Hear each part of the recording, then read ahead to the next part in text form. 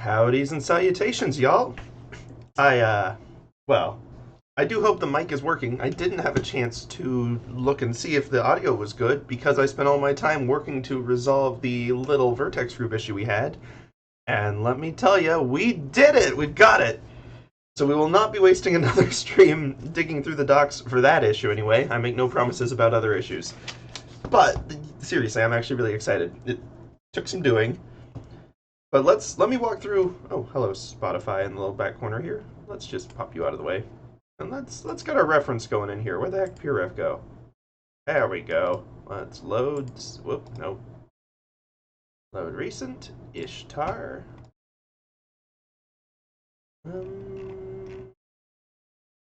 Was it?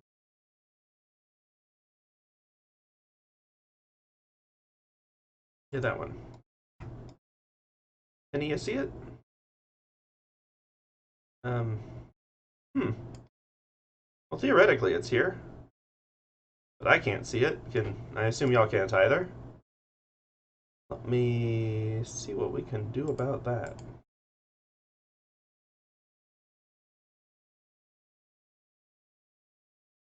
There we go.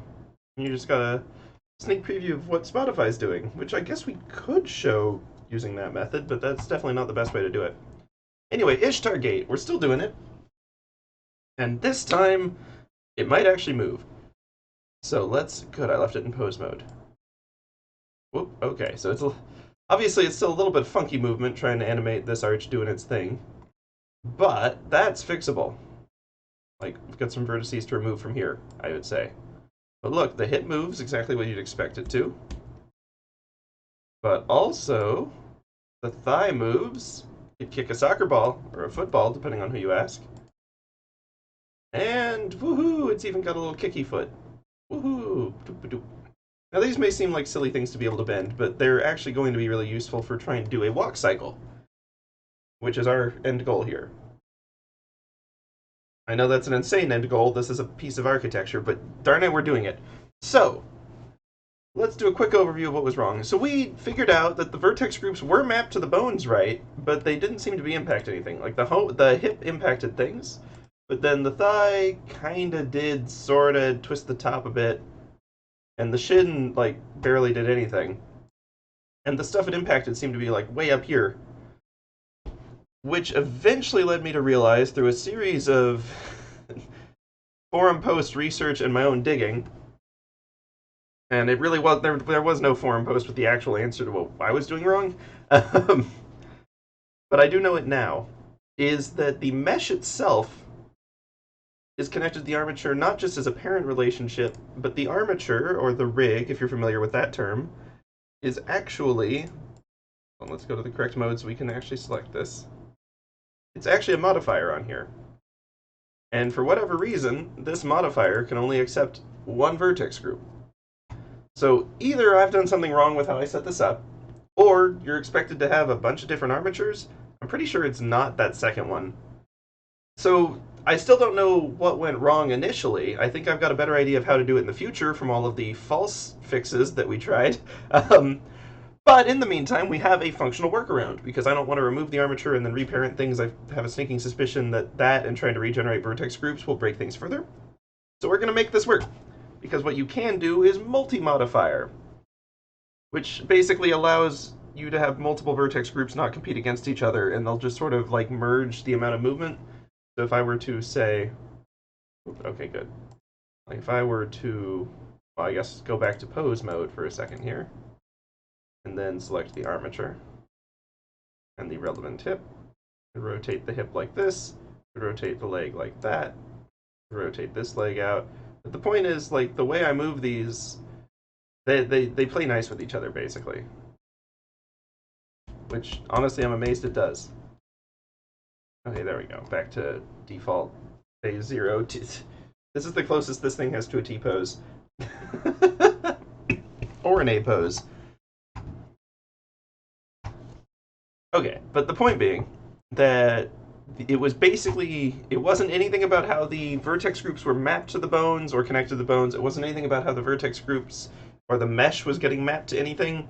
It was just that the mesh itself only had one single bones vertex group associated, which in practice means, um, well, it means that only the one hip moved it.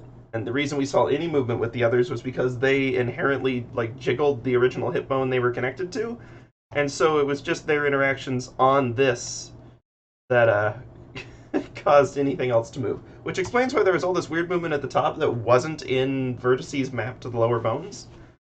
It explains a lot of things actually. So what I've done is I went ahead and re-added the modifier for a few of them. I'm going to go ahead and do the others on stream just so we can see our little process here. This is in the modifiers on the mesh itself, the modifier properties. We've got our arch selected. We're going to add modifier, and then boom, armature. It's just sitting here. Now, we want the object to be, well, the armature, presumably. Interesting.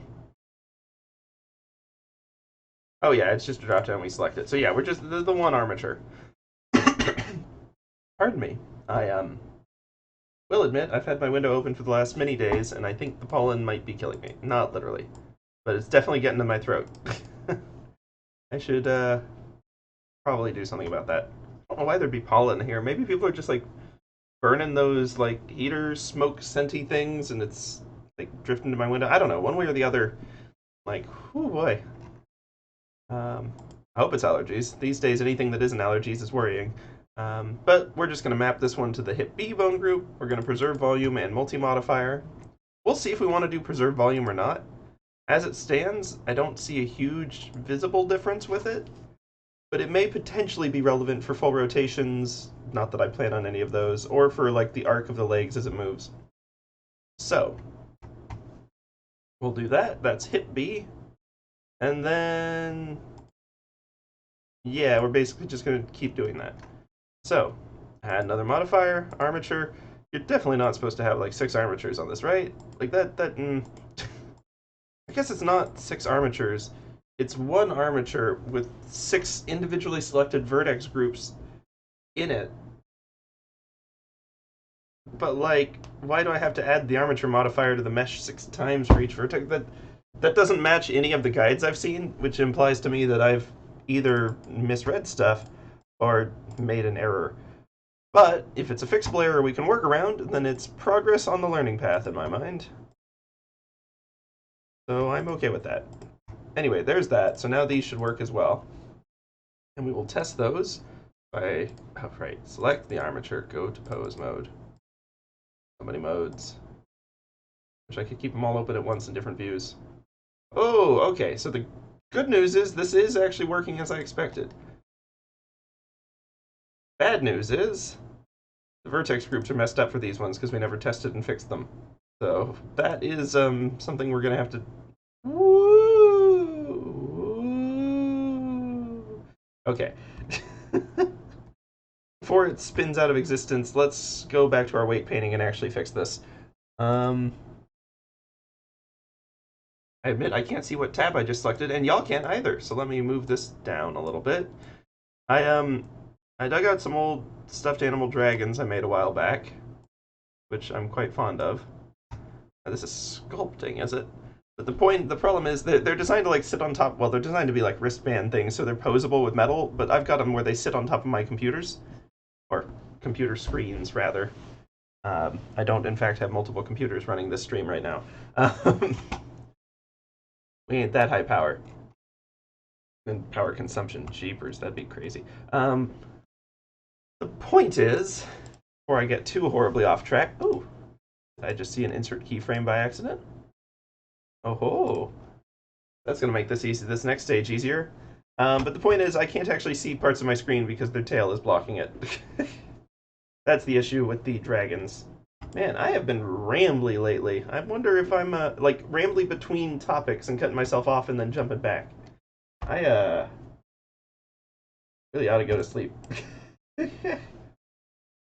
Not that I feel tired. I don't. I know I yawn a lot, and I complain about being tired on the past ones, but right now I really don't feel tired. I just, like, am in fact, quite behind on sleep, and I'm running on either inertia or I don't think it's adrenaline at this point. Stuff. Yeah, I'm excited about solving this, but that's not quite enough adrenaline to keep you going for like a full another day. Um, and trust me when I say the amount of sleep I got last night is also not enough to keep you going for another full day. So if I just go silent at some point, I may have passed out, but I don't feel tired. And I'm not cheating. I'm not using coffee or anything like that. Um, But apparently I'm also not braining right now. Weight paint mode. I just remembered how to get to it. We've only done it like a dozen times while trying to figure this out. Arch. Weight paint. Oi. Now, let's take a look-see at our vertex groups. Ugh. Not tired, but, well, brain ain't tired, body may be exhausted, and brain is probably suffering the consequences of its own actions. That's, well, that's fair, isn't it, though? We want to do a little subtracting from this group. I'm getting real fed up with the brush on this being wonky as all get out. There's a specific vertex. It is right there. I wish to remove it from any sort of grouping. I don't actually want the wild twist around that we're getting with some of these motions. I cannot talk. And so we're just going to keep on keeping on with this.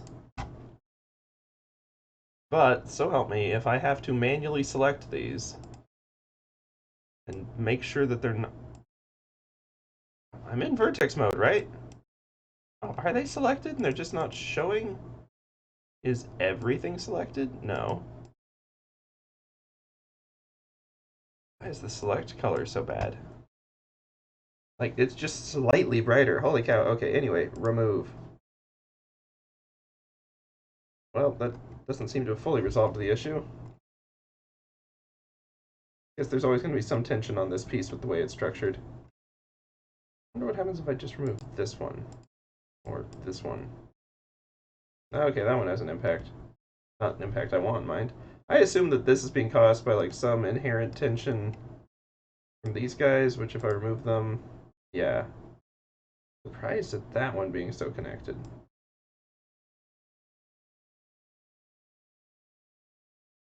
Okay, well, is what it is.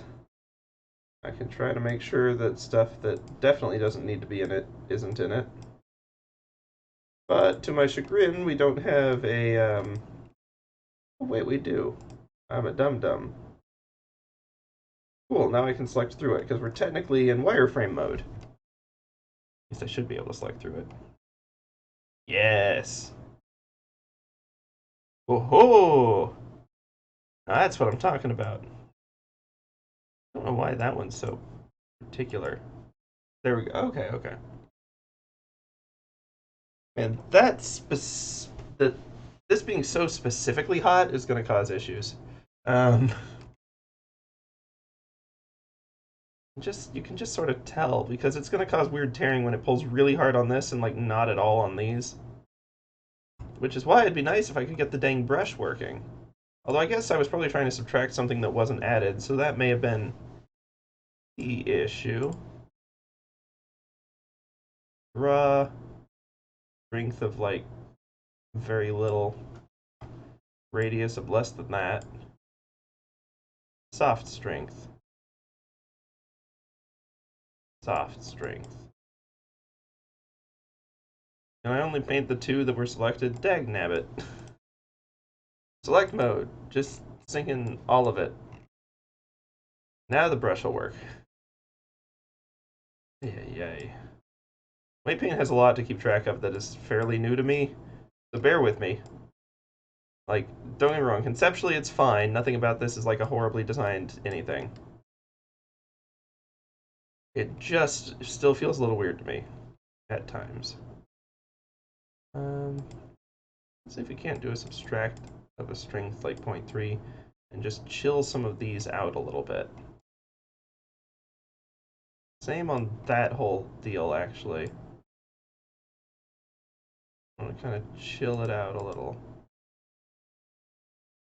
Okay. Now let's save that. And let's go back to pose mode. Not even a real accent, I don't think. Bones? Bones? Where'd you go? Armature? Armature? Uh-oh.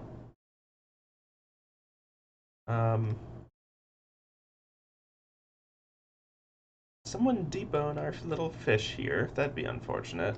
Most unfortunate. I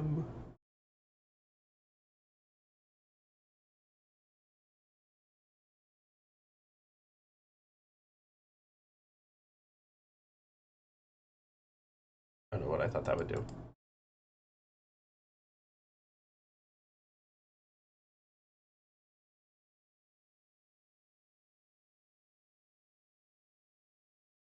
We'll zoop that in there. There we go. That'll give some dramatic underlighting, and then we'll get a better, like, actual area light source later. Unrelated to the task at hand, to be sure. But, you know, while on light, when in Rome really doesn't translate well as a different expression entirely, does it? I wonder why all of the tension of this is specifically going into this corner. Weird. I guess it's not technically tension, but it's sure illustrated and feels like tension. Anyway, what I would like to do, pardon me, is get into the actual armature and pose it. But I'd also like to see the dang hips and the bones and the rest of it. Where'd they go? They are displaying bones. Bones? Bones?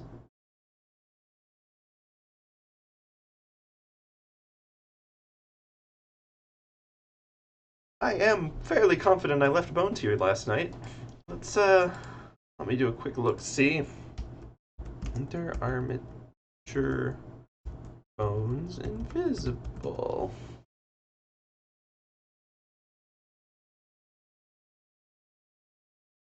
Alt H will show hidden bones.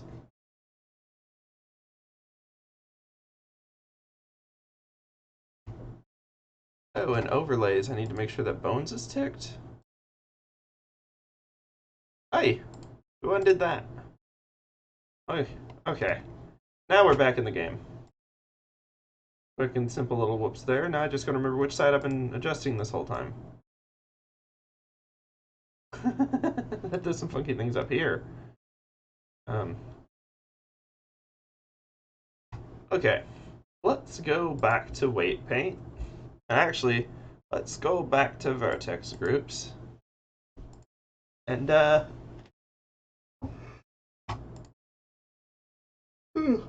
pardon me. Let's make sure that hip A doesn't include a few things it shouldn't include. Where's the way to modify the darn things? I gotta say, navigating this particular section has proven uniquely challenging for me. It's possible that it's just a me thing, but I feel like menus are just never where I expect them to be. Oh, right, the vertex groups are under here. So many modifiers. Okay. Hip A.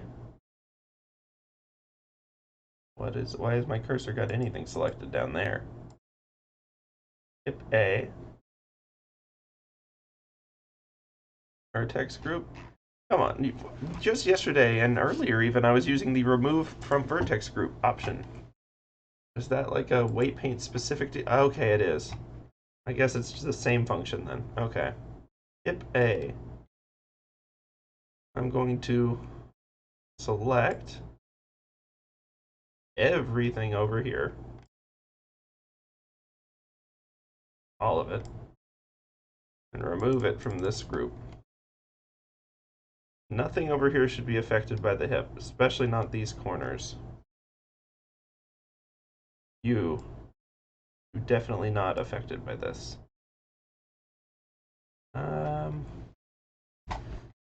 See, I wish there was a way to test the pose from this mode.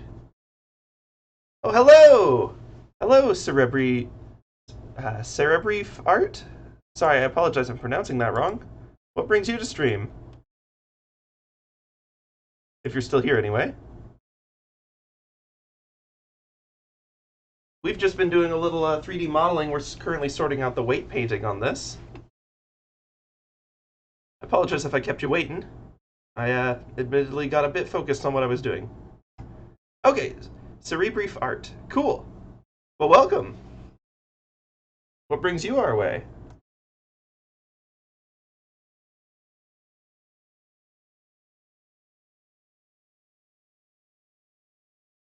Well, I guess I should give my fair disclaimer I give to everyone. I'm not your homeroom teacher. If you don't want to participate, I'm not grading you on it. But we're happy to have you here. Yeah, learning 3D modeling. Well, Blender is a fun place to start. It's, well, if you want to do the super basics, Tinkercad is free and gets the basics done. Oh no, I'm sure many people have straight up pronounced it wrong for you. Such is the way of names.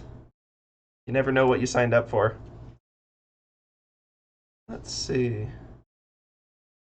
Don't need those in this vertex group. So I'll admit, admittedly, I did some 3D modeling quite a ways back with Maya, back in school. Yeah. It happens. But like, I'm fairly new to Blender, and I'm admittedly a little rusty because there's about 5 years between. So we're sort of relearning the ropes with this series that we're doing. I'm gonna well, as you can see, I have to some extent modeled the Ishtar gate. Let's get into a view where one can actually see that. Given the light some particularly complicated vectors to figure out. Here's a flat view. We've modeled the Ishtar gate from ancient Babylon, and now we're gonna give it a walk cycle. Because that's a logical thing to do. Logical or not, it's fun, and it's forced us to learn a lot of different basics, so I think it's been a good guide. We spend an awful lot of time on UV mapping, and it's still got some issues, because that's getting the textures on here. But I figured we've got enough to learn the basics, and if we want to really refine this, we can go back and do it afterwards, rather than risk putting in all that work and then mangling it by fixing a modeling error. So next up, we've been rigging the skeleton, which you can see is the Tron recognizer-looking thingamabob in the middle. And we've just spent several streams resolving an issue with that, but it's good to go. So now we're just updating the weight painting so it actually moves the parts it's supposed to. As you might notice, like this moves, like we've got an actual like sort of foot-like motion there. This one, we've got an actual like leg-like motion. And this hip even works fairly well, and it's not even stealing parts from the other side anymore. However, these ones, you can see, still need some fixing. Ooh, I don't remember the Ishtar gate doing that. That is some impressive clipping. But yeah, Cerebri, do you have any experience with 3D modeling, or just sort of looking around to see what it's like?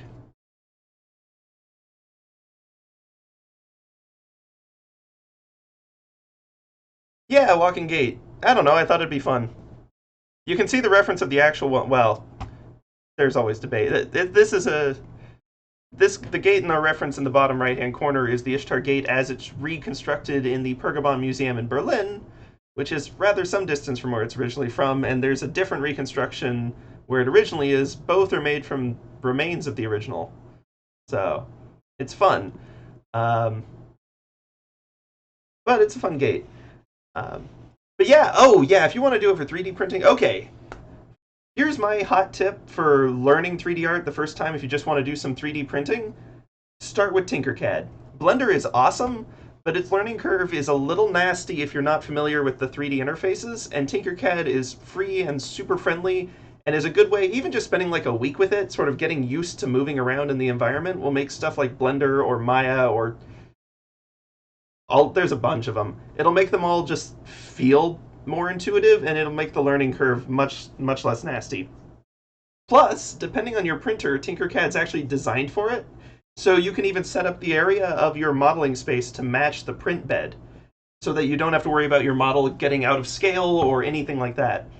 I love Tinkercad. Even when I download models from elsewhere, if I need to clean them up, I do it in Tinkercad. I'm going to throw a link to that in chat. It's seriously, it's great. You can technically do it on your, like, even on a phone, which I did one time. I don't recommend that.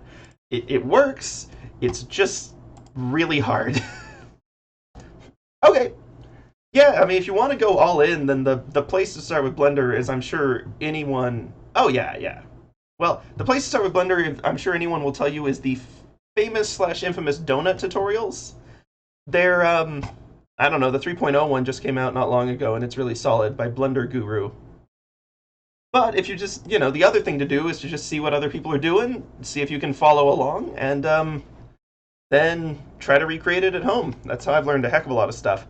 So what we're doing is past the modeling phase. Obviously, like, we've got the gate pretty much modeled as we want it. We've got a basic texture on here. I may look at layering textures in the future in order to get the patterns, but it looks like that's a somewhat complicated proposition, truthfully. So we may have to dig into that. Oh, hey! Thanks for following! Yeah, we'll be doing this all month at least. November is our Blender month.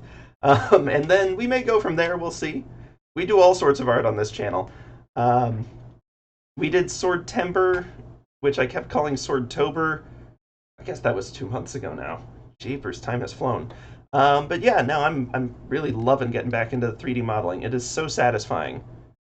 Sure, sometimes it gives you a horrendous bug, and you have to spend like an hour figuring out how to fix that. But even then, when you solve that, it's as satisfying as beating a Dark Souls boss. Well, in my opinion, anyway. Some may disagree on the Dark Souls boss level of satisfaction. Admittedly, I wasn't shaking when I beat this like I was when I beat Midir. Hey. But yeah, so what we're doing at this point, as I think we did a brief intro, we're already a fair ways into this. We're getting into weight mapping. So let's go back into that view. Oh, well, no. You need to select the right thing. Let's go into Object Mode, Arch, Weight Paint. Feel free to throw any questions my way in chat. I'll answer them to the best of my ability, although I will warn you, some days that ability is more capable than others. Okay, so this vertex group really doesn't have much in it. And it's got a few things that definitely shouldn't, like this. Let's go ahead and remove, I'm gonna use the subtract brush with the full strength to just clear out. Oh, wait. 1 second. Edit mode, make sure all of the vertices are selected so that I can actually affect them in weight paint mode. That is the weirdest quirk, but I finally figured out that it was happening. Now I can just clear those out. Cool. We'll re-add some in a little bit, but I want to make sure that we're not moving any weird warpy stuff that we shouldn't. So I'm going to try to clean out anything on this half of the gate for now. Like this. Why? To explain what these colors are, if you're not familiar, they basically show how much impact a single bone, which is this hip structure here, has on the mesh, which is the actual like shape that the model looks like. So the gate itself, what I would call the gate, is the mesh, and then we got this sort of skeleton inside it. And what you basically do is, with these vertex groups, is you're saying, I want these vertices, these points, to be affected by this specific bone. So we're on hip B at the moment, and I'm clarifying that I in fact do want it. I don't want it to affect parts of the mesh way over here, because that'd be really weird. Your hip bone doesn't make your nose move unless you've got some other stuff going on. I mean, maybe it does a little bit. Human bodies have all sorts of funky things. But what I do want to do is just go back to draw, max strength out, and I want to make sure it has heavy impact on the top of the gate here. Because there's a lot of vertices here, and I don't want to risk anything getting like torn or pulled weird. So I'm just making sure that it really carries its own with these. What the colors tell us is how intensely the bone affects that part of the mesh. Red means it's super intense, like if the bone moves, the mesh is going with it. No question. Green is softer intensity. And then blue, like this dark blue, is no movement at all. At least it should be. You never know. I definitely am understanding more about this than I did in the past, but weight painting has proven to be a challenging foe indeed. Okay, and then this should really have pretty strong impact on these. I can look at hip A to compare what I did over there. Strong impact here. I guess I didn't do the far corners, but I did get a little bit of the arch and softer through. Okay, so hip B, I'm going to remove some of these. Feels like plagiarizing off myself. Hey, it's funny that that's a thing that can happen. Subtract, and then back to raw. And I'm going to do a softer strength, because this section, I don't really want it to be max strength, but I do still want it to have some impact on the stuff over here. Yeah. I want to make sure that we're, yeah, there we go. And I can just sort of build it up as I need. And so now hip B and hip A are going to look fairly balanced-ish. I mean, it's not 100%, but it's good enough for our purposes, most likely. A, hip B. I wonder why that's getting the slant. What specific vertex isn't selected? Okay, I'm okay with that having like a little weight on it. So we'll save that one. And we will go to thigh B, where, there it is. So just once again, let's look at thigh A to compare. Full strength on the top once again, and then just straight flat gradient down. Don't know why it's pulling on this corner. Generally it shouldn't, but I think that has to do with like the actual geometry of the mesh and not which vertices are selected, so there's only so much I can do there. But we'll keep at it. So we want back to top strength for this top section, and just blast that in. Make sure it's fully intensely in, like, maximum. And I actually want it for these lower corners in the back now, too. Whoops, gotta get those. Oh, did you? Oh, awesome. Yeah, it's definitely great. Like, if you're trying to learn a skill that's unrelated to modeling, there is nothing wrong with using a pre-modeled figure. That way you can focus your energy on learning the new skill. I've taken the let's do it all at once approach for some reason, which is just going all in on this. But there's, like, it's definitely, there's a lot to be said. It's like doing a segment in a speedrun almost. Like, you're focusing on a specific section to learn. You don't need to have perfected everything to get there first, because you're still practicing. Okay. IA really had very little impact in this section. Okay. I left that mostly to the hips then. Interesting. Oh, I guess that's... There we go. Let's clear that out then. Save. And let's see. Shin B. So Shin A has full dominance over the bottom and nothing else. Okay. These are, I'm just, again, this is sort of me just roughing in right now. If we need to tweak and adjust this as we go, that is 100% something that we can do. But at least this way we hopefully won't get, like, dreadful mesh tearing and anything weird like that. Oh, that was easy. So, I'm going to regret saying that was easy. Blender always makes me pay for saying something was easy. I've never gotten it out of it unscathed. Which is fair. It is technically my own hubris, after all. And I can't debate anything on that. Okay. Hip motion. Step 1. That seems pretty natural. There's a little bit of tearing in the interior or whatever, but that's not particularly distracting and not particularly bad. And especially given that this might have, like, this one moving away with it. Well, not on a free angle, but a little bit. Good. Good. Let's leave that rotated for now. Actually, let's not. Let's start with normal axes for this, and then we'll adjust. Okay. So this one now moves just like the other leg. And we make it just like, woo! Like a slip and slide. I gotta say, that is fairly minimal mesh tearing for as, like, few vertices as there are in this. And then the shin, moment of truth. Woo! You can totally play soccer. Or football, depending on where you're based. Let us just keep on going. I mean, that already looks a little walky, but it's not a proper walk cycle. Now, I may be overselling my goal here by saying walk cycle. I do want to make it walk, but we'll see if we go like the full-on proper bouncing and everything to make an actual walk cycle work. But I suppose it's getting to be about time to actually give that a shot. Disregard all of that. Junk to remove later, potentially. Or not. If it's out of shot, it doesn't exist, so I may just leave it. But we will see. Yes, I can. Well, I don't want to hide the bones yet. I want to go to animation. This is going to be a whole different challenge. I have not animated in Blender ever, and the last time I animated anything in 3D was 6 years ago. So we'll see. I've done a little bit more with just like hand-drawn stuff of late, so I at least, conceptually understand keyframes and some of the things that need to happen here. But learning these tools is going to be interesting. Also, our camera view, really bad. Let's go fix that first. This is back from like a thumbnail from, wow, how long back was that? It's only focusing on one like tower, so it must not have even modeled the whole gate yet. Okay, let's fix that first. Let's go into object mode, select the camera. Okay, view. Okay, right, no, first off I want to snap my view to the camera, so I'm going to use the toggle to camera view, and then I'm going to snap the camera to my view. So now it's got this like little orangey border on it, as opposed to green, orange, and green. And now I can just move the camera by doing this, and I can see, whoa, what kind of render distance is that? That's interesting.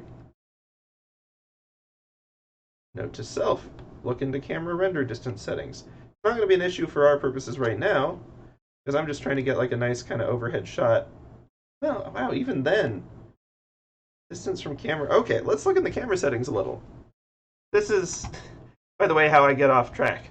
I'm just like one thing and then the next thing, but it means, we're learning a lot of different pieces.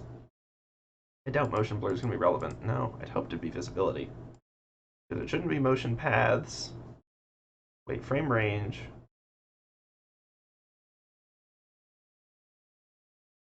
Mouse over? You gonna tell me what this is? Doop-a-doo. Okay. Oh, that's the frame range. Okay, that's not relevant. Collections will not be relevant.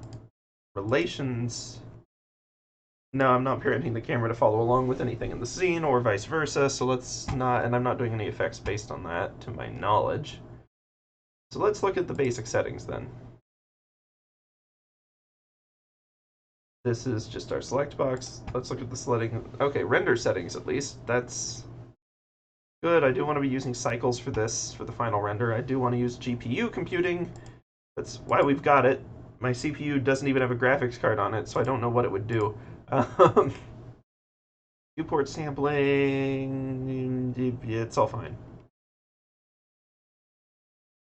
But where is the range of the camera? Let's see. Okay, color depth is not something I want to mess with right now.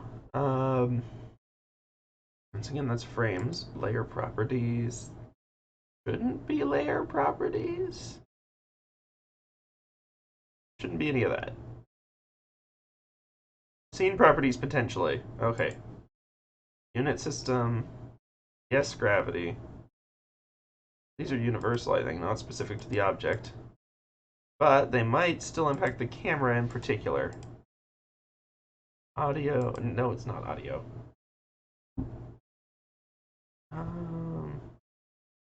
Viewport display. I mean, this is just the texture. Okay. Well, let's keep digging in here. Oh, object data properties of the camera. Focal length. No, I don't. That's not what it seems like. I know just enough about focal length to know that this is going to adjust how like sharp our view is. Ooh, that's exciting. Like, it's not just pure distance. It also has to do with like how, like, you can even see, like right now it looks like the back towers are arcing away a little bit, and then as we zoom in, it seems like they, whoop, where'd my mouse go? It'll seem like they arc towards us. Sorry, so arced away from us and arc towards us. There's a lot more to it than that, but, and it's actually really fascinating, both about physics and about film history in general, but it's not really helpful at this point. Safe areas, background images. Viewport display. Okay, pass part out at 0.5.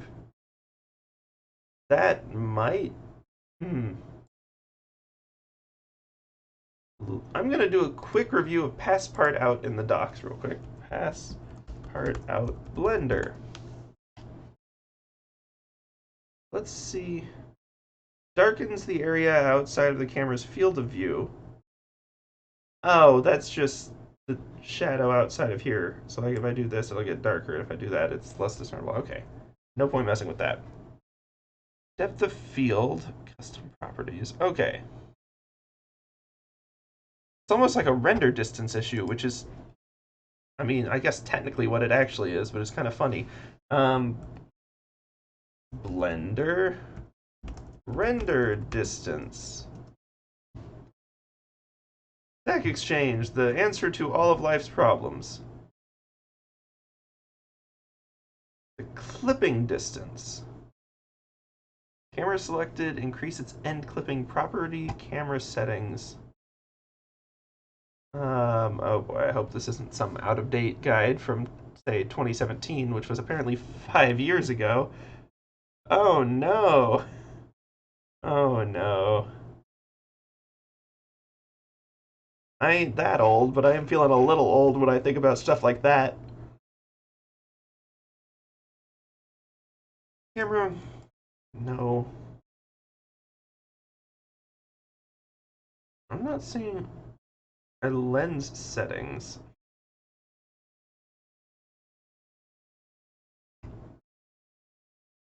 It should be under this drop down. Is it way up here? Oh, okay. Oh, clip start.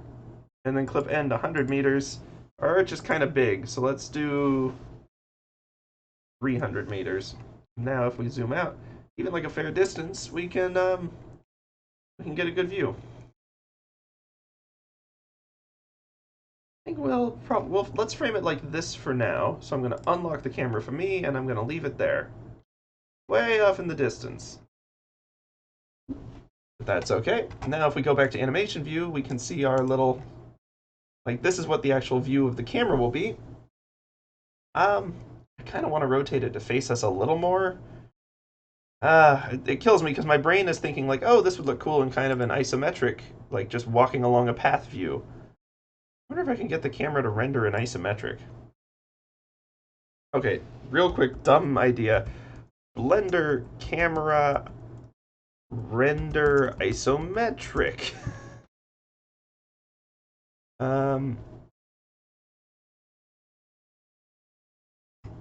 Okay, people are giving advice on how to rotate the camera to be isometric, but that doesn't seem like a true isometric. That's just going to sort of simulate it.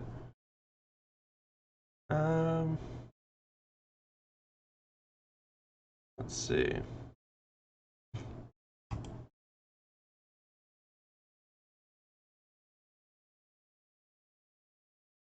The orthographic property in the camera rotated at that exact... Okay, so camera rotation... Let's do that real quick. I feel like messing with that just for a second.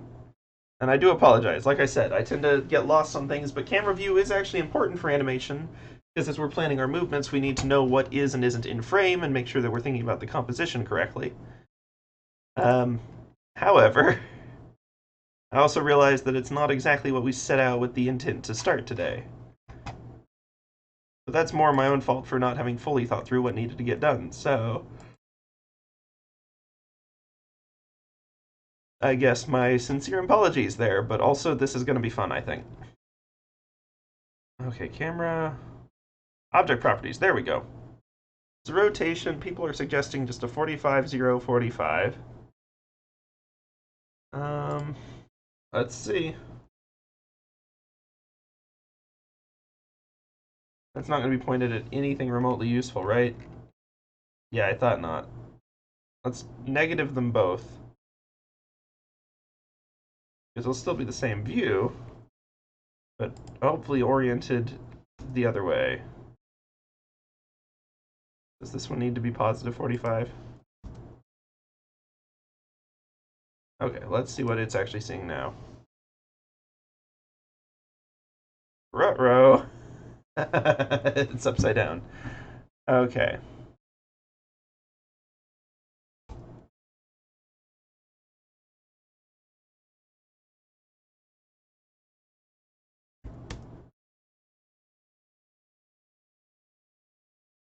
Um, 45, enter. Okay, it's at least... Is it right side up now? Yes, okay. I just rotated the wrong axis negative, I think. If I do that, still facing the right way. Um, that's vertical. I don't want to rotate the vertical. Well, let's do 90. Although I think that's actually going to be wrong for ISO. What we need is 45 plus 90, 135. That's pretty close.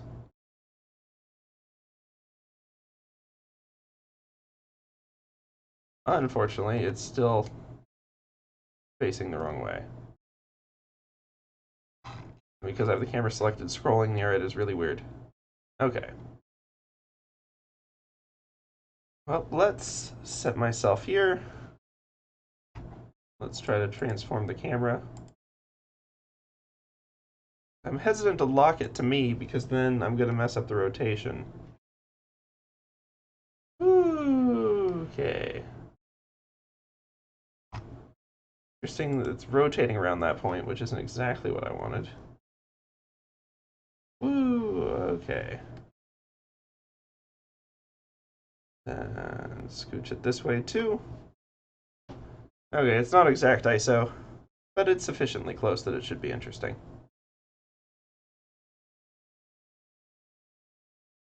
Let's see how that's looking in animation view.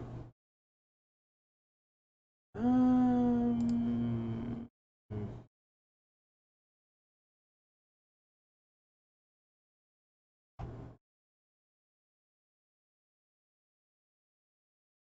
didn't want to do that. Oh, really?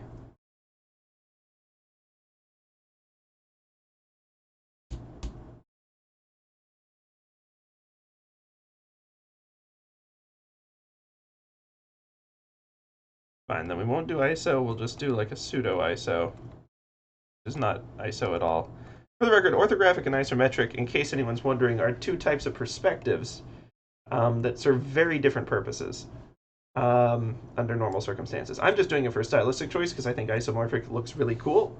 But for context as to what this means, let's look at one of these over here that doesn't have the bones in it, because that's going to be a little less confusing because the bones kind of don't pay attention to perspective. I don't know why sometimes when I zoom in too close towards the focal point, and so the scroll becomes relative. Anyway, let's just bring this over to us then. Hello. Hello, large tower. How are you?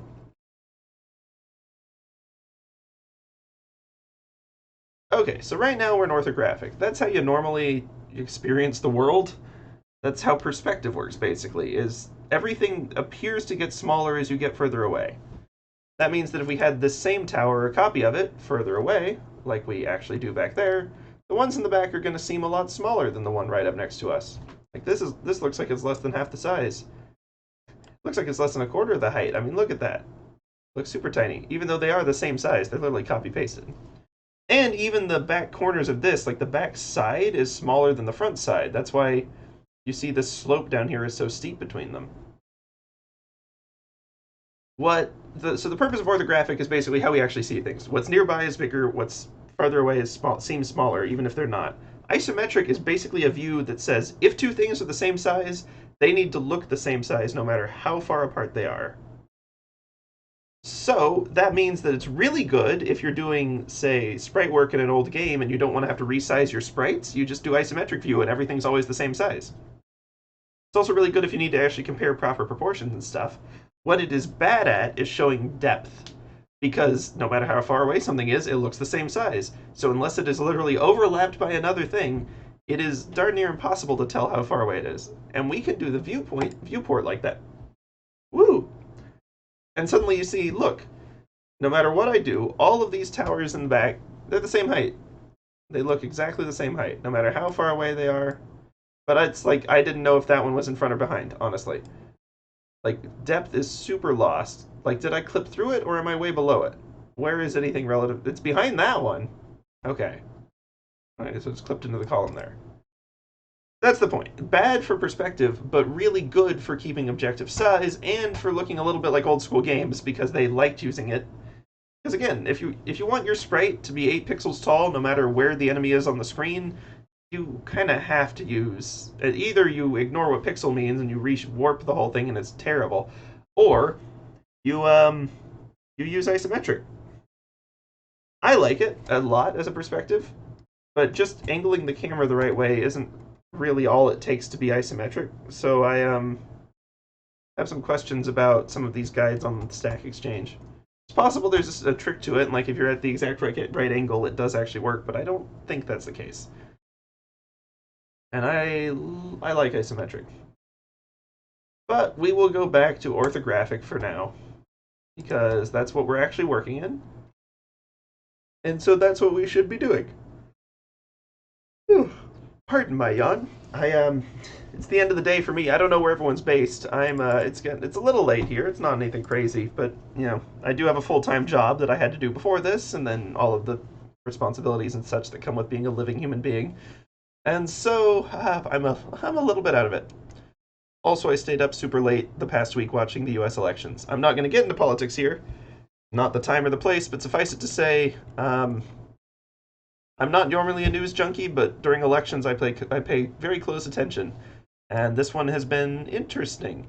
And I will leave it at that, because we don't need to get any more political than that. So, let's actually look at the animation now. Not futzing around with any camera tricks, not messing around with any like perspectives, ortho, anything like that. We're going to actually do this. After these messages... No, I'm kidding. Trust me, we ain't sponsored by anyone. Any recommendations are very much my own. And again, if you have any questions during this process, Sarah, Bree, or anyone else, by all means, throw those my way. But again, I ain't grading you. If you don't want to say a thing, you are welcome to lurk.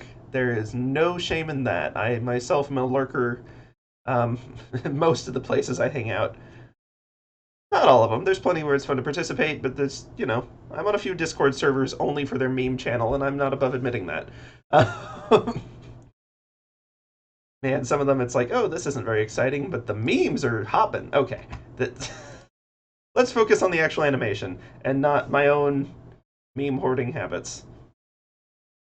So if we want to animate this, there's a lot of different ways we can make this walk cycle where it'll look interesting. Super basics, super duper basics. We're in this mode. Oh yeah, feel free to interrupt me. Like, you think I have a coherent train of thought normally? No. You're not interrupting anything. Here we go. Rotate controls. So we can pop this up and then have the foot either lead it a little bit, or we can even have the foot like further down so that the shin here is way high up, and the foot is sort of like stepping. Oh, interesting to note that I am looking at this from the wrong angle there. Okay. Of course, this will look better if the hip is moving more with it, and the thigh is doing a little bit less of it in this case. And we'll sort of do the same thing here. This hip will move forward because this one is stepping forward. Foot coming down. That just looks like it's... Actually, this looks a little bit like it's kneeling down and ready to strike. Like it... I like this pose. It feels like it just blocked an intense attack coming from this direction, and it's like got one knee sort of bent and shield up if it had the rest of the body to have a shield. However, not really what we want for our walking pose. Anyone who knows anything about actual walk cycles will know that I'm sort of messing around with some stuff that isn't immediately obvious or relevant, and we're going to actually have some vertical motion. Ooh, that's interesting. We'll have to make sure we move both of these hips together for the center vertex. But we are going to have some vertical motion on the hip there. It's not a fully flat point. If you ever yourself walked, you'll know that. But of course, we can also lean into some sillier walks. Oops, I don't want to rotate that. I want to move it up. Whoa. Why is this on the rotate select when I have transform selected? What? Okay, hold on. Shouldn't be rotated any more than the other one anyway. Oh, I guess that pivot point is owned by the hip. But, so I'd have to rotate the hip itself up. Okay. You could get a pretty stompy animation with this. Just like thumpa thumpa thumpa thumpa, just back and back, side to side. Doopa doopa doopa doopa doop. And that wouldn't be it. I mean, it wouldn't be hard to animate, but it also wouldn't put these side bones to any use at all, and that'd be a shame. So let's lean into it a little bit. And yeah, the lack of vertices in the mesh here is definitely hampering the flexibility of this. I'm tempted to subdivide it, but I'm also afraid that'll break the UV mapping, which isn't the end of the world. It was just tedious to do the first time, and I kind of don't want to do it again. But frankly, we're gonna want to remap it with something at some point anyway. So I may do some flat color maps rather than the brick pattern. Just because I'm starting to lean towards a more abstract geometric version of this anyway, and it might work leaning into that with the colors too. But yeah, let's think walk cycle. By the way, if you're interested in animating the more traditional way, or any movements in the more traditional way, it's an old school animation book, but it still applies to 3D too. The Animator's Survival Kit by Richard Williams is sort of an industry staple. Not that I'm in the industry, but I've done a bit of research to figure out everything that's going on. Well, not everything, but a lot of the things going on, so that I know what I'm starting with. And one of the things that he does a particularly good breakdown of is walk cycles. So, where we want... So I'm going to sort of just use his book kind of as a cheat sheet here. I'm going to throw that in chat too, just in case anyone cares to look at it. Richard Williams, The Animator's Survival Kit. Really handy. Let's see.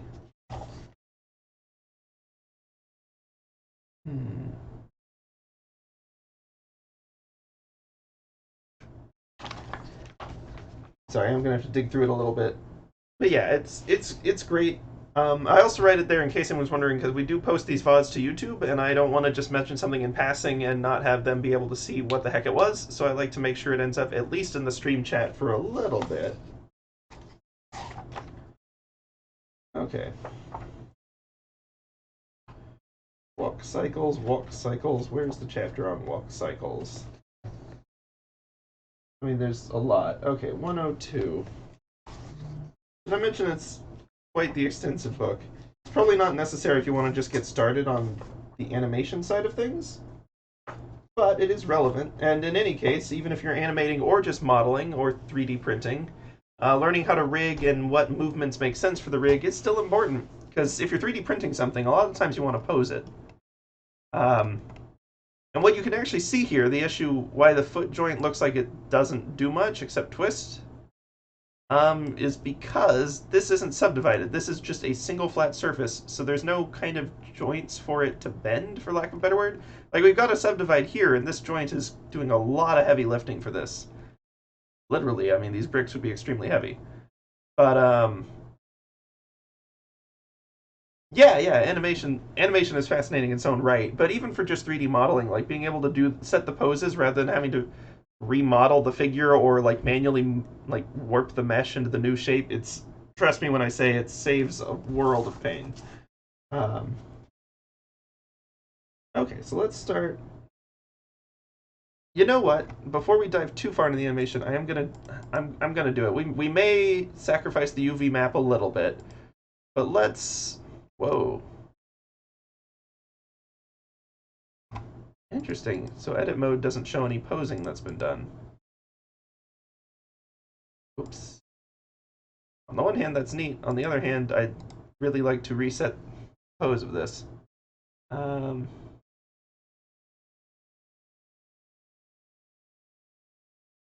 Clear user transforms. That'll do. Boom, back to original state. And so what I want to do is let's look at this and edit. Well, okay, no. Object mode, select the actual mesh. Now edit mode. So you can see the vertices. There's a ton of intersections up here just because I had to model the actual crenellations and such. But there's just not much going on here. We need to subdivide this. My hesitancy is that if I just do a subdivide add-on, which is the thing you can do a modifier, you can add modifier, you can, oh, what do they call it? It's not just subdivide, they've got a special name for it. Subdivision surface. See, that might straight up crash Blender if I choose that because I've got so many stinking things up here. Ooh, maybe I shouldn't have clicked this as an example of why not. Well, it's definitely demonstrating why I thought it was a bad suggestion to do it. Let's give it a second. It might figure it out. Yeah, okay. So this is automatically giving additional subdivisions and automatically sort of simplifying, well, not simplifying, but getting the mesh to fit it. Let's not do that. There's one. You can also do symbol, which is just doing some, yeah. But even this isn't actually subdividing the surface. Well, it should be. Possible I have not entirely done this right as well. I shouldn't have clicked back on Catmull Clark. It's recalculating it. If you want more info on how to use these properly, I highly recommend the Blender Guru tutorials. I have messed around with them a bit, but I don't have the same level of experience and background on this particular piece of it. Well, or any of it. Blender Guru's been doing this for like 20 years. Ah, heavens. This is, well, it's like a rocky surface. It's kind of interesting. That's not what we want. I'm pulling it off. Was there a different modifier? Am I thinking of, like, did I just straight up click the wrong thing? I don't think I did. The point would be to not decimate, reduce the geometry density. That might actually be useful. Not multi-res. Although, is that a way to do render distances? Oh, okay, no, it's not. Okay. Always interesting to just look through and see what's in here. Yeah, the donut, it seems like such a silly thing to do, but it really is just a really quick and, well, quick being a loose term, quick by 3D modeling standards introduction to a lot of the key pieces you need. It's just real handy. Let's see. I guess I'm just gonna have to loop tool this, aren't I? Let me dig that back out again.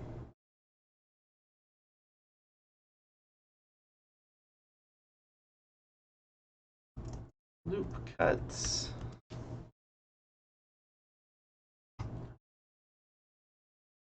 Okay. Edit mode, Control R. So we can, oh, okay, we've got some, okay, it's got some interesting loops in this. We'll see how that goes, but we can at least loop cut this surface. Maybe. Oh, this song gets so warpy, it cracks me up every time. Doesn't work on deformed mesh display. Well, in any case, we can loop cut this. We can Control R over here. Do that, and even that's going to give us like a little more bend, although this piece, ooh, this is a little bit deformed, I guess. I can't subdivide it easily. Well, I guess I can just subdivide, but that's gonna, it does some weird things I don't like it doing when I just straight up subdivide.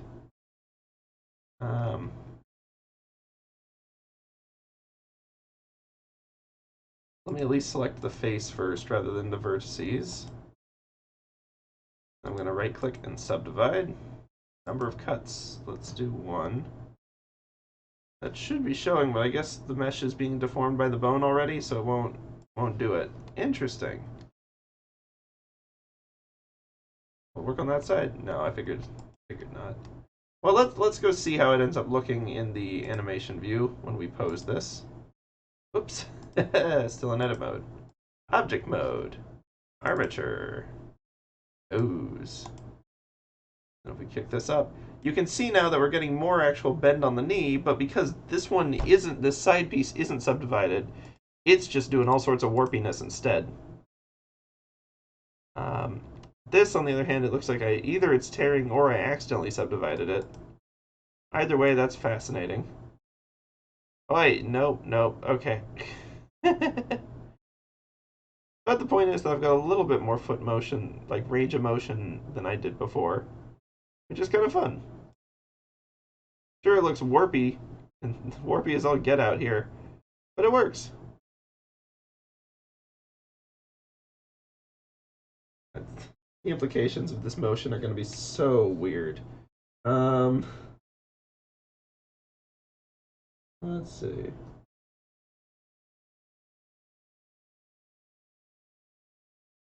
Now, as I recall, the way I wanted to do this initially was to sort of have the hips rotate, like not fully around, but just sort of back and forth. So while one was forward, one would be back, and it would basically just seem like it was getting dragged back because the motion itself was moving forward. So that one is going, so this one would be moving backwards to the point would be. This one moves forwards a little bit, and there's just a little lift up. Nothing crazy. Even this might be a little much. I do want to still rotate this forward a little bit.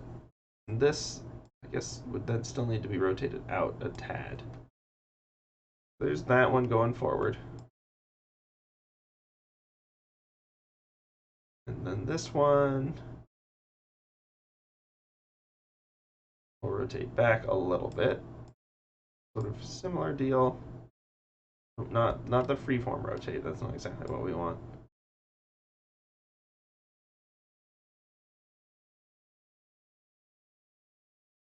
Let's see. Okay. So let's use I.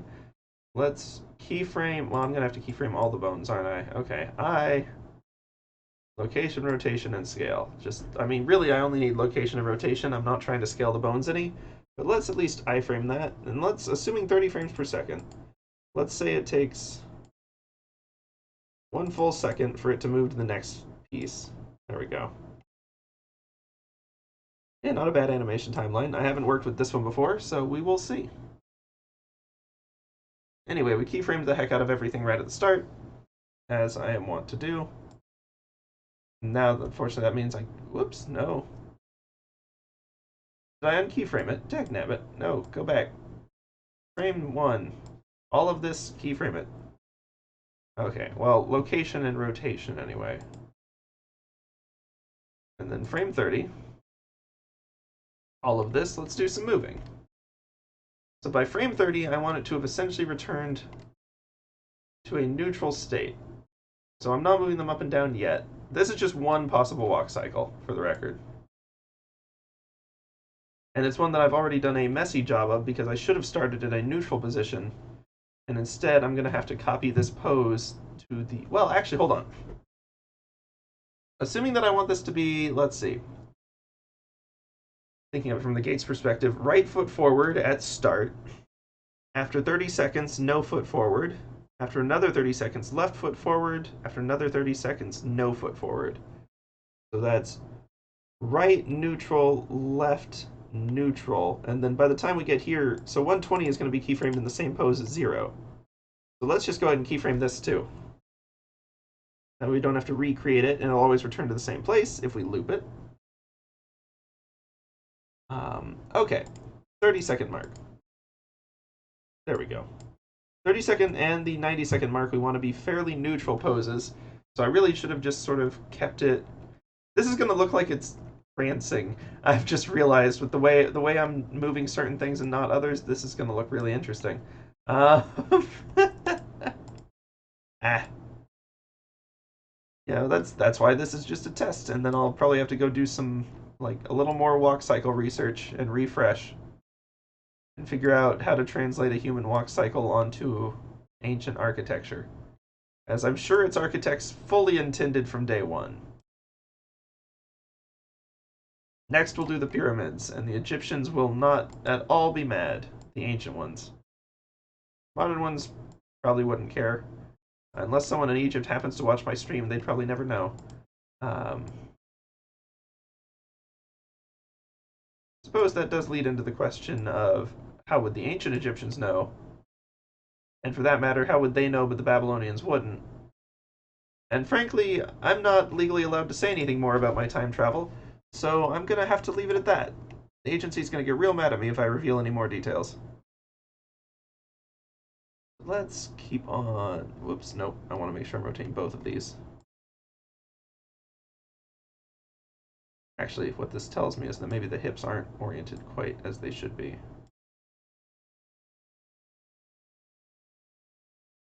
Move that one over there. Okay.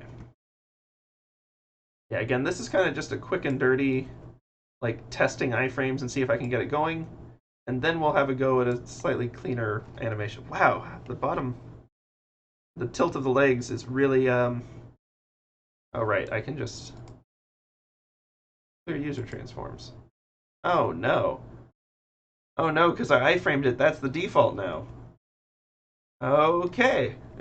I have made my bed, and now I must eat it. I think that's how that expression goes.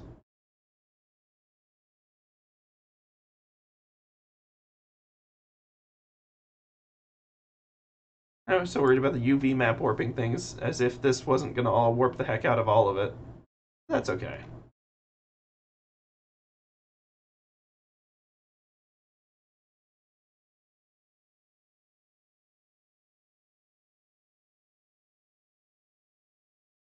Okay, now hold on, just these two.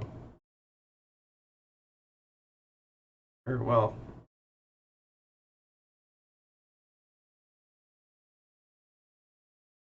Well, in any case, that's going to be interesting. I definitely want this for the 90-second one. Oh. Okay, so I've got to keyframe it, or else adjusting this is going to undo it. Okay. Good to know. Keyframe, keyframe, keyframe. Make sure you maintain your central pose much better than I have. Things we will do on the next run. Because we are learning. Or refreshing, as the case may be. Bit of A, bit of B. There's never really a good refresh that doesn't involve learning a bunch of new stuff on the way. Sure, some of it may have been stuff I knew how to do at some point, but, like, some of it's also just new. Whoops.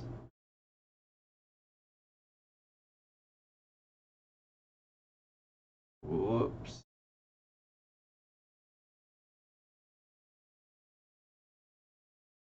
Okay, we're just gonna iframe this. Oh yeah? I'm always open for ideas.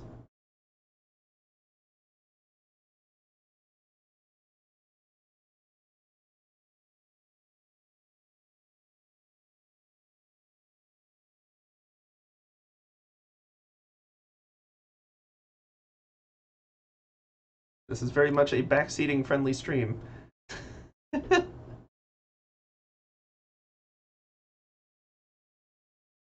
Oh, you're right. Why the heck am I bending this? Yes, that is an excellent idea. And one I should have done from the start. Hey, it's already going to look more like... Well, this is going to be a tiptoe at this rate. So I'm going to have to redo the 0 keyframe and the 120 keyframe for that, but that's okay. I am okay with like a flamingo sprinting gait, but you're right. If we want this to actually look plausible, let's start with something that bends properly. I knew it was weird that the knees weren't bending the same way, but my brain was not explaining to me why that was weird, so I just said like, must just be me. Thank you for pointing that out, because I would never have figured it out. I'd have just been like, wow, this looks really funky. Okay. Let's re-iframe location and rotation for 120. Then, gonna have to, oh man. The problem is I've already got this one iframed in, so it's gonna, Can I copy these frames? Nope. Okay. Duplicate. Set them to, well, okay.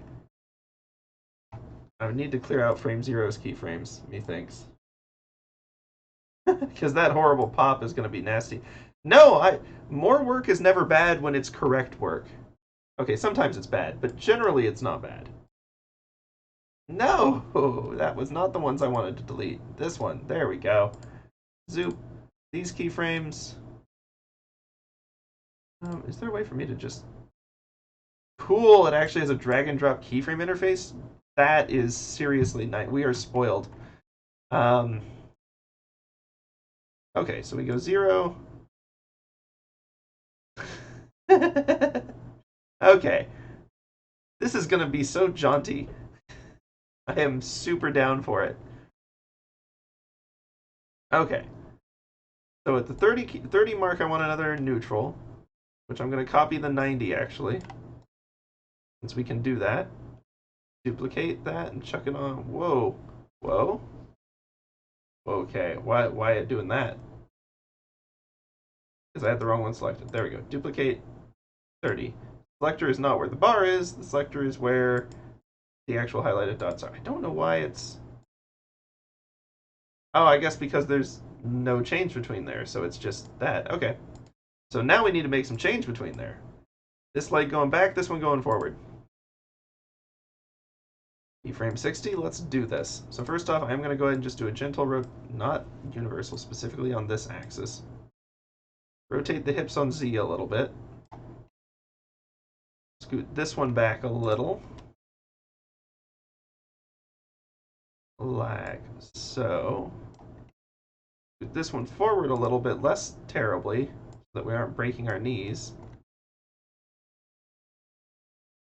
Okay, for the record, I am so glad we added this one subdivide on it. We should probably add more, like a lot more loop cuts so that it's smoother, but even for now, this is much better. I will remember that for the future, that even on a flat surface, a detailed pattern would be worth doing. Okay, let's save, oh wait, for all of them, let's save location and rotation. And then let's see what this looks like right now, because it's not an even stride right now. Okay, the easing isn't great. Okay, we'll have to mess with that a little bit, but that's a whole different thing. Obviously, the posing, more subdivisions along here would make this much smoother, and would help with this not moving quite as naturally as I'd like. I think the back legs actually look pretty good in both cases. It's the front leg where the tearing is really obvious.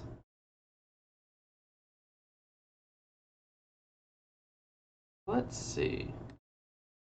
Yeah, I know they have the pose library. Oh, they have a pose library. I can save specific poses for later. Ooh, okay. That is going to be useful. So that way we wouldn't have to manually recreate a pose between 0 and 120, nor would we have to be in the same timeline to copy it. We can literally just save the pose, and it'll be able to put the armature back in that pose. That's one of the perks of these, like having the skeleton systems, is there's a lot of support built up around them, like technical support, not like physical. They're tough. But the technical support so that it can do things like that, and you can just save a pose. Whereas with a mesh, you'd have to do all sorts of weird nonsense. Or at least it wouldn't be just in a nice little intuitive menu right here. So, let's see. Next up that I want to do, and I'm trying to remember off the top of my head how to do it. Ah, here we go. I want to adjust the ease in and ease out. Because right now it's smooth. Let's do sharp. It's not going to be exactly what I want. Absolutely not.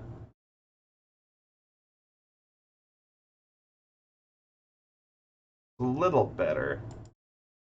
Random is definitely not what we want.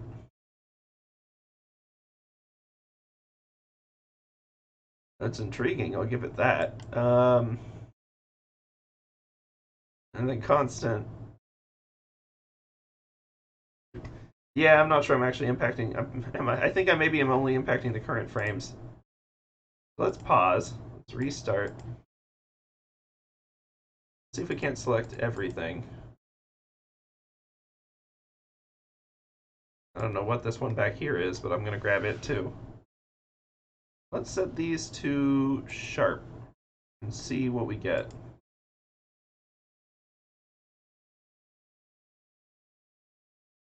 Yeah, you can copy. You might be able to copy the movement of it. I'm trying to think of how one could do that because I'm sure there is a way. Like the way Blender is set up, there's definitely a way for that to happen. I'm just trying to think of what it is. It's not going to be this mirror. This is just a like mirroring the frames over a certain thing, so it would just repeat it instead of going to the opposite leg. Keyframe type. Oh, okay. Oh, hey, it's actually got ways to class. That's nice. That's actually really nice. Handle type. Okay. Manipulation mode.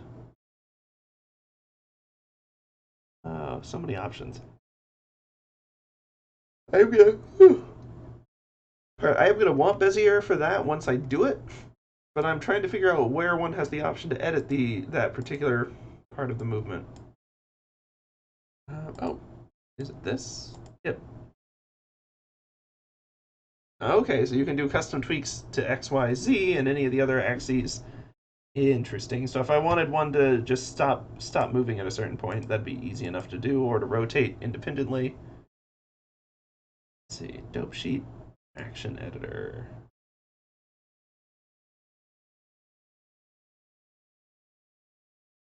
Oh, they've got grease pencil built in here too. I need to. I need to work on grease pencil at some point. It looks like it's a really interesting tool, but I really like the actual proper 3D modeling. So, shape key editor, no. Action sheet, mask, no. Wouldn't be that one. Oh, that's just the display type. Playback. Yeah, I do like play every frame. Or actually, let's try frame dropping, make sure that we've got it in sync. I shouldn't be having any issues rendering these frames. So, yeah, okay, that's not going to have any difference at the moment. We'll go back to play every frame for now.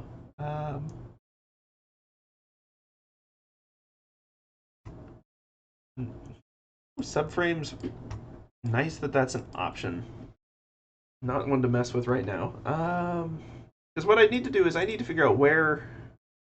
So to answer your question on how copying the movement, the detail I am missing, and it might be in motion paths, possibly. The detail I'm missing is where the specific movement is associated with the specific bone, and then you'd be able to copy it onto another one. But right now, I'm not seeing a way to separate the bone from its motion path, or if that's a specific technical term, then I don't see a way to separate it and then thus copy only one part of it without copying the whole bone. But I do know there are ways.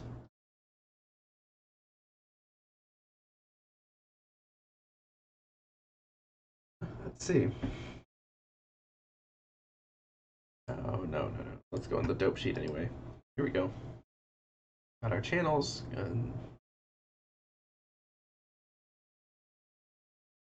Oh, it's going to be all the same options here.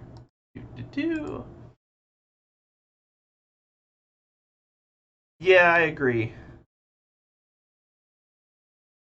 Like, there's definitely. I assume you mean like the B side. I think the B side's movement looks, even at this angle, more natural and snappier than A side's movement. So it's definitely something that will. Worst case, I can manually tweak it, but at the very least. Okay, hold on. Let's pause this so it'll tell me what the tool is. Breakdown pose on the current frame. Okay, okay. Yeah, B-side definitely has more of a flow to it. Let's see. That said, I think I've actually gotten a little further than I expected to today. I mean, I'm down for the gate, like manically sprinting towards the camera at some point, but may be suitable for not the same motion while B's on the other one. um, we definitely. I want to do a few walks for this, including like that super stiff walk where we just don't bend the knee at all. I think that one I think would be hysterical, but that's not for today. Today actually, I might have to wrap it up fairly soon. Nothing bad. We've gotten a little further than I'd actually anticipated us getting, and I don't exactly. I need to do a little more research on the animation features. I'm glad that we were able to get keyframes going. I'm glad we were able to get posing in this way, but I want to do a little more research on it, make sure that we're not missing something super obvious. Because as much as I love figuring it out, there's also perks to knowing the easy, like not necessarily easy, but the better way to do it. So you don't accidentally break anything like I did earlier on this and end up with 6 armatures. Uh, so I'll probably have to wrap it up fairly soon for tonight. We're getting close to 9:30. We can at least go towards that. 9:30 Central Time, anyway. Haven't the faintest idea what time it is for anyone else. So I don't know if it's late or early, middle of the night, lunchtime, wherever you happen to be. We'll probably be wrapping in just a couple minutes.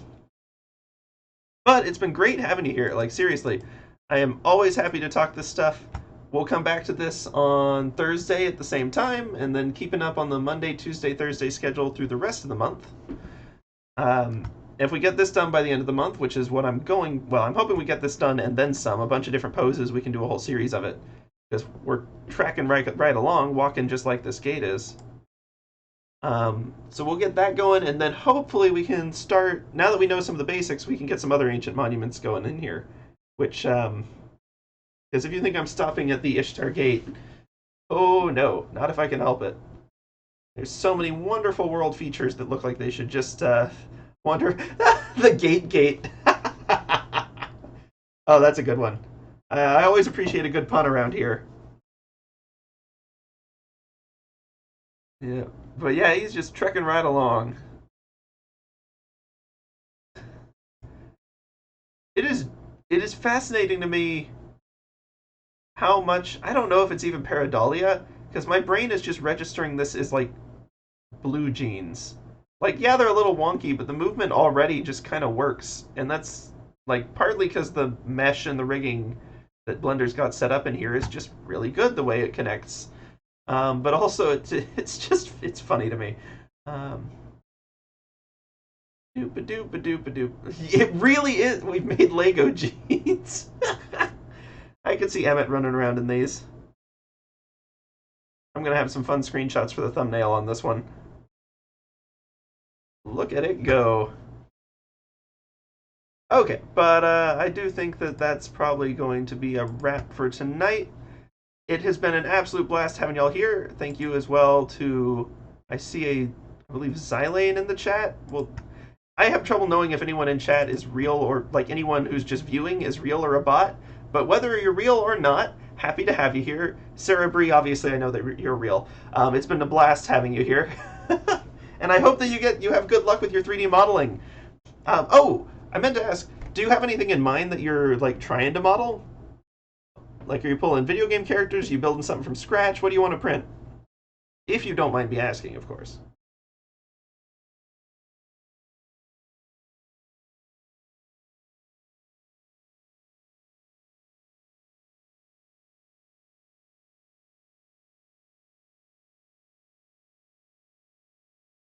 Ah, yep. You should check where you are. A lot of the times, public libraries have them these days. So if you're anywhere near a library, like, obviously not every place does. I can't vouch for the whole planet's public library accessibility and all public libraries' 3D printer accessibility, but I've been surprised at the resources that are just kind of in my area. Um, Sometimes they even let you do a print or two, like, without even having to pay for any of the filament, and then it's usually still dirt cheap, just like a few pennies or cents or Nothing crazy. Um, so yeah, they're great. Yeah, there's great product. There's a million products to be made out there. Are you familiar with Thingiverse? It's a website that's basically people just come up with random little 3D models and stuff and chuck them on there and say, hey, if you want to download and print this, knock yourself out. And it's got some of the just silliest niche uses. I found one that specific to my computer case where someone had a complaint that apparently their cat had managed to get sick in the top USB port. And so they had 3D printed a special like cover that could plug into the USB port and cover the rest of the computer to prevent further cat sick. And that is such an insanely niche use that no one would ever sell a product to do that. Ever. But you can 3D print one, and if you happen to have that computer case and a cat that likes climbing on it, you can 3D print one specific to that. It's a wonderful little world of small, niche, but useful inventions. And also a lot of crazy creative. Yeah, you've been there. A lot of crazy creative stuff, a lot of weird stuff. It's, people throw whatever on there. Pretty sure there's a lot of, like, knockoff Warhammer 40,000 models on there, which probably shouldn't be, but, for better or for worse. Um, well, one way or another. Yeah, obviously, no pressure, but if you want to see how we keep going, I'm going to do some research, and hopefully we'll get this guy on a proper trot right along here. It'll be great to see you, or not. Either way, have an excellent rest of your day, rest of the week, and so on. And I will see all of y'all on the next one.